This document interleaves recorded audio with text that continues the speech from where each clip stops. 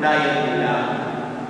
എല്ലാം പൊതുവകയിൽ നേടി സകലരും ദൈവസന്നിധിയിൽ സമർപ്പിച്ച് അവരവരുടെ ആവശ്യമനുസരിച്ച് അതിൽ നിന്ന് വിഭജിച്ചെടുത്തപ്പോൾ ആർക്കും ഒരു കുട്ടും ഉണ്ടായില്ല. ഇതാണ് സഹകരണത്തിന്റെ വലിയ മനോഭാവം. കർത്താവ് തന്നെ വലിയ കൺവെൻഷൻ പ്രസംഗം അത് ജനത്തോട് നടത്തി 3 ദിവസമായി ജനം തന്നോടൊപ്പം ഇരിക്കുന്നു. അതുകൊണ്ട് ജനത്തിന്റെ ക്ഷീണം കണ്ടിട്ട് കർത്താവ് പറഞ്ഞു, ഇവർ ക്ഷീണിച്ചിരിക്കുന്നു, ഇവരെ വെറുകൈയായി അയക്കുവാൻ എനിക്ക് മനസ്സില്ല. അതുകൊണ്ട് ശിഷ്യന്മാരെ നിങ്ങൾ അവർക്ക് ഭക്ഷണം കൊടുക്കുകയും. അപ്പോഴ് അവിടെ ഒരു ബാലൻ ഉണ്ടായി. അവന്റെ കയ്യിൽ 5 അപ്പവും 2 ചെറുമീനുകളും ഉണ്ടായി. ഈ 5 അപ്പവും 2 മീനും ദൈവസന്നിധിയിലേക്ക് കൊണ്ടുവന്നപ്പോഴാണ് അത് വർദ്ധിച്ചത്. എന്ന് പറഞ്ഞാൽ ഈ 5 അപ്പവും 2 മീനും കർത്താവിന്റെ ആവശ്യമനുസരിച്ച് കൊടുക്കുവാൻ ഈ ബാലന് മനസ്സായിരുന്നു. അത് കൊടുത്തു, അത് പങ്കിട്ടു. അവിടെ ഒരു സഹകരണത്തിന്റെ മനോഭാവം.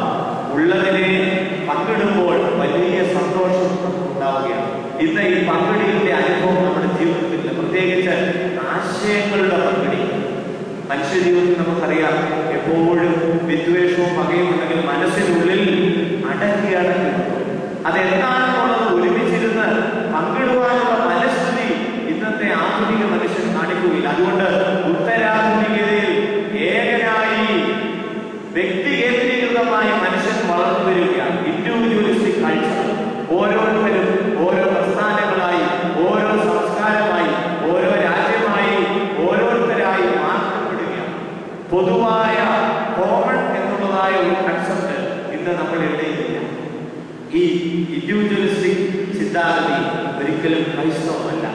അതുകൊണ്ടാണ് അരിമത്യക്കാരനായ ജോസഫ് കർത്താവിന്റെ ശരീരം കുരിശിച്ചെന്ന് ചോദിക്കുകയാണ്, കർത്താവിനെ ഇറക്കിത്തരണം. അപ്പോൾ വീണ്ടും ഒരു പ്രശ്നം, എവിടെ അടക്കും? സ്വന്തമായി അല്ലറ പോലുമില്ല. അപ്പോൾ അരിമത്യക്കാരനായ ജോസഫ് മനസ്സിൽ ചിന്തിച്ചു, എന്റെ ആവശ്യത്തിന് വേണ്ടി ഞാൻ എന്റെ പുരയിടത്തിൽ ഞാൻ നിർമ്മിച്ചിരിക്കുന്നതായ മനോഹരമായ കല്ലറ കർത്താവിന്റെ ആവശ്യത്തിനായി ഞാൻ വിട്ടുകൊടുത്തു. സഹകരണത്തിന്റെ ഏറ്റവും ശ്രേഷ്ഠമായ അനുഭവം. അവിടെ ഒന്നും വ്യക്തി കേന്ദ്രീകൃതമായ സ്വാർത്ഥതയൊന്നുമില്ല. ഇംഗ്ലീഷിലെ പ്രശസ്തനായ ഇന്ത്യയിൽ തിരിച്ചു വളർന്ന ഒരു എഴുത്തുകാരനാണ് ശശി ദേശ്പാണ്ഡെ. അദ്ദേഹത്തിന്റെ മനോഹരമായ ഒരു നോവല്, അതിന്റെ ടൈറ്റിൽ ഇങ്ങനെയാണ്, ദാറ്റ് ലോങ് സൈലൻസ്. ആ നീണ്ട മൗനം എന്നാണ് അതിന്റെ തലക്കെട്ട്. അതിൽ അദ്ദേഹം പറയുന്നു, 2 വ്യക്തികളുടെ, 2 മാതാപിതാക്കളുടെ കുടുംബജീവിതത്തെ പറ്റി വിവരിക്കുന്നത്. ആ മാതാപിതാക്കൾക്ക് അനുഗ്രഹകരമായ ഒരു കുടുംബജീവിതം ദൈവം കൊടുത്തു. 2 പേരും സന്തോഷത്തോടുകൂടി കുടുംബജീവിതം ആരംഭിച്ചു. സാമ്പത്തികമായ ദൈവം അവരെ അനുഗ്രഹിച്ചു. ദൈവം ദാനമായി 2 മക്കളെ അവർക്ക് കൊടുത്തു. മിനിയും മോഹനും എന്ന് പറയുന്ന 2 വ്യക്തികൾ അനുഗ്രഹകരമായി കുടുംബജീവിതം മുന്നോട്ട് നയിക്കുകയാണ്. ദാമ്പത്യത്തിന്റെ 8 വർഷങ്ങൾ പിന്നിട്ട് കഴിഞ്ഞപ്പോൾ വീണ്ടും ഈ മോഹൻ എന്ന് പറയുന്ന വ്യക്തിയുടെ മനസ്സിൽ ഒരു ആഗ്രഹം കൂടികൊണ്ടു. അദ്ദേഹം ചിന്തിച്ചു, എന്റെ ബിസിനസ്സുകളൊക്കെ കുറച്ചുകൂടി മെച്ചപ്പെടുത്തണം, കുറെ കൂടി ശക്തമാക്കണം. അതുകൊണ്ട് താൻ തന്റെ പണങ്ങളൊക്കെ പലവിധമായ ബിസിനസ്സുകൾക്ക് വേണ്ടി താൻ ഉപയോഗിച്ചു. അതുകൊണ്ട് കൂടുതൽ ശ്രദ്ധ തന്റെ ഈ ബിസിനസ് വാണിജ്യ കാര്യങ്ങളിൽ താൻ ശ്രദ്ധ കേന്ദ്രീകരിച്ചു. കുടുംബത്തോടുള്ള തന്റെ ശ്രദ്ധ കുറഞ്ഞു എന്ന് പറഞ്ഞാൽ, നന്നേ പ്രഭാതത്തിൽ വീട്ടിൽ നിന്ന് ഇറങ്ങുന്നവനായ ഗ്രഹനായകൻ ചിലപ്പോൾ അർദ്ധരാത്രിക്കായിരിക്കും ഭവനത്തിലേക്ക് കടന്നു വരുന്നത്. അവിടെ ഒരുമിച്ചുള്ള പ്രാർത്ഥന 8 വർഷം വരെ നടത്തിയിരുന്നെങ്കിൽ അതില്ലാതെയായി.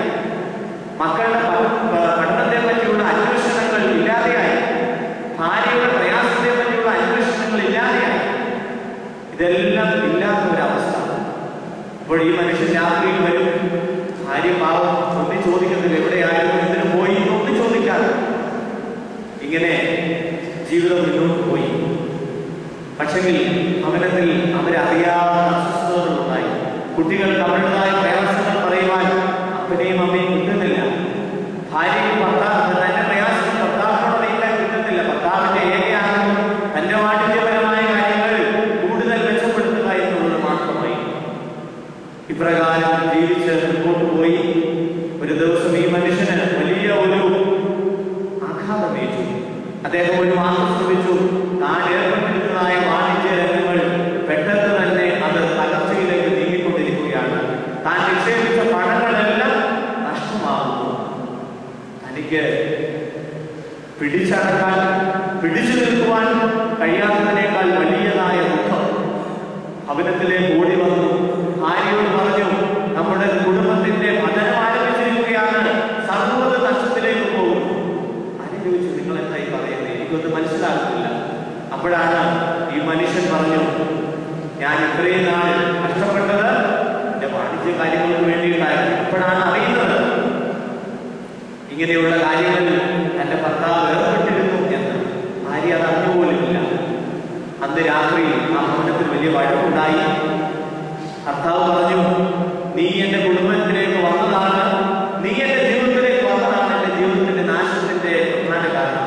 അതുകൊണ്ട് ഞാൻ ഈ വീട് വിട്ട് പോവുകയാണ്. ഞാൻ പോയില്ലല്ലോ, ഞാൻ തനിയെ പോകുന്നു. ശശി ദേശ്പാണ്ഡെ പറയുകയാണ്, ഈ മനുഷ്യൻ പോയി അവൻ ബോംബെയിലെ തെരുവീതികളിൽ അലഞ്ഞു നിൽക്കുന്നത്. അമ്മ വളരെ പ്രതീക്ഷയോടെ മക്കളെ വളർത്തി. പക്ഷെങ്കിൽ സ്വന്തം കാലിൽ നിൽക്കുന്ന അവസ്ഥയായപ്പോൾ മക്കളും വിദേശത്ത് ജോലി തേടി അവരും പോയി. ഏറ്റവും ഒടുവിൽ ഈ പാവപ്പെട്ട സ്ത്രീ വീട്ടിൽ തനിച്ചായി കഴിഞ്ഞപ്പോൾ അവൾ ചിന്തിച്ചു, what is the reason for this disaster? ഇതിന്റെ ഈ തകർച്ചയുടെ കാരണം എന്താണ്? അപ്പോഴേ അവൾ ചിന്തിച്ചു, ഞാൻ എന്താണ് എന്റെ ഭർത്താവ് താമസിച്ചു വരുന്നതിന്റെ കാരണങ്ങളെപ്പറ്റി ഞാൻ അന്വേഷിച്ചില്ല. എന്റെ മക്കൾ എന്നിൽ നിന്ന് അകന്നു പോയത് എന്തുകൊണ്ടാണെന്ന കാര്യത്തെപ്പറ്റി ഞാൻ അന്വേഷിച്ചില്ല. എന്റെ അന്വേഷണക്കുറവ് ഇതിനൊരു പ്രധാന പോരായ്മയായിട്ട് ഞാൻ കാണുകയാണ്. അതുകൊണ്ട് ആ പെൺകുട്ടി ചിന്തിച്ചു. ആ സ്ത്രീ പറഞ്ഞു, എന്റെ കഥ ഞാൻ ലോകത്തെ അറിയിക്കും. ഒരു ഷീറ്റ് കടലാസ് എടുത്തു. തന്റെ ജീവിതാനുഭവങ്ങൾ പെട്ടെന്ന് അതിലേക്ക് പകർത്തി. ആ സമയത്ത് വളരെ തീഷ്ണതയോടെ എഴുതിയതായതുകൊണ്ട് വാക്കുകൾക്ക് ജീവൻ തുടിക്കുന്നതായ ചലനശേഷി ലഭിച്ചു. ഈ കഥ തന്റെ അയൽത്തുള്ള സുഹൃത്തുക്കളെ കാണിച്ചു. അവർ പറഞ്ഞു, നമുക്കിത് ഒരു മാഗസിനിൽ കൊടുക്കണം. അങ്ങനെ ഒരു ജേർണലുകാർ വന്നു. അവര് ഈ കഥ വായിച്ചതിന് ശേഷം ഒരു ജേർണൽ പ്രസിദ്ധീകരിച്ചപ്പോൾ അനേകം പേര് വായിച്ചു. ദാറ്റ് ലോങ് സൈലൻസ്, ആ നീണ്ട മൗനം, ആരുടെ കഥയാണ്? ഈ കഥ വായിച്ച് താഴോട്ട് വന്നു. ബോംബെയിലെ തെരുവീതികളിൽ അലഞ്ഞു നടക്കുന്ന മോഹൻ എന്ന് പറയുന്ന നമ്മുടെ കഥാപുരുഷൻ ഈ കഥ ഈ മാഗസിൻ കിട്ടി. അവരും വളരെ ഉത്സാഹത്തോടുകൂടി ഈ ഒന്നും അറിയാതെ ഈ കഥ വായിച്ചു.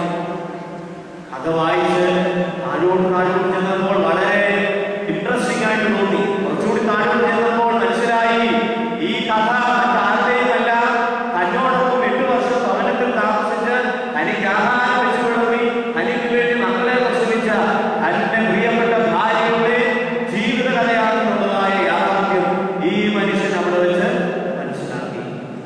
എന്നിട്ട് അയാൾക്ക് വായിച്ചതിന് ശേഷം കുട്ടിക്കരഞ്ഞു. ഭവനത്തിലേക്ക് തിരിച്ചു വന്നു. ആ നഷ്ടത്തിന്റെ, അനാഥത്തിന്റെ, ഒറ്റപ്പെടലിന്റെ വേദനയിൽ നിന്ന് അവർ പുതിയൊരു ജീവിതം അവിടെ ആരംഭിക്കുകയാണ്. മക്കളെ തിരിച്ചു വിളിച്ചു. എന്താണ് നിങ്ങളുടെ പ്രശ്നം? അറിഞ്ഞു.